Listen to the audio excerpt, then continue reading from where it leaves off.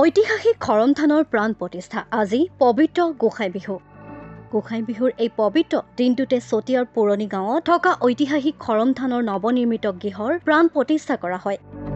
এই প্ৰাণ প্ৰতিষ্ঠা কৰে স্বেচ্ছাসত্তৰ শতাধিক ভৱদেৱ গোস্বামী। 3 দিন ধৰি সম্পূৰ্ণ উপবাসে থাকি অতি ভক্তিভাৱে অঞ্চলবাসীয়ে আয়োজন কৰা এই অনুষ্ঠানত অগণন ভক্তৰ আগমন ঘটাৰ লগতে আয়তিৰ উৰুলি আৰু ভকতৰ হৰিনাম ধ্বনিৰে এক কথা দ্বিতীয় বৈকুণ্ঠ পুৰীলৈ পৰিণত সমগ্ৰ অঞ্চলটো।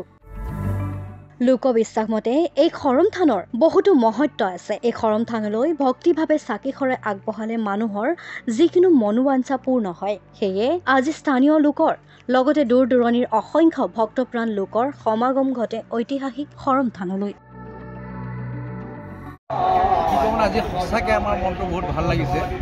আজি আমাৰ প্ৰায় 3 বছৰৰ মূৰত আমি এই থানখনি আমাৰ এই ঐতিহ্যমণ্ডিত থানখনি আমি আজি প্ৰাণ প্ৰতিষ্ঠা কৰিবলৈ পাইছোঁ আৰু বহু সংখ্যক ভক্ত আমাৰ মাজত আহি উপস্থিত হৈছেহি আৰু আমাৰ মানে গোটেই গাঁওবাসী আজি উৎসাহিত।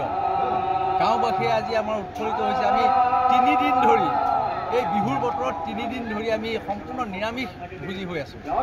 সম্পূৰ্ণ ব্ৰতৰে সৈতে আমি চলি আছোঁ। তাৰ কাৰণে আমি সমূহ গাঁওবাসী আমাৰ কি অন্তৰ আমাৰকে পবিত্ৰ হৈ পৰিছে আৰু ইয়াত যিমান ভক্ত আপোনালোকে দেখিছে আমাৰ গাঁৱৰ বাহিৰেও বহু আঁতৰৰ ভক্ত আহি পেলাই আমাৰ মাজত উপস্থিত হৈছে, আমাৰ নিমন্ত্ৰণ ৰক্ষা কৰিছে।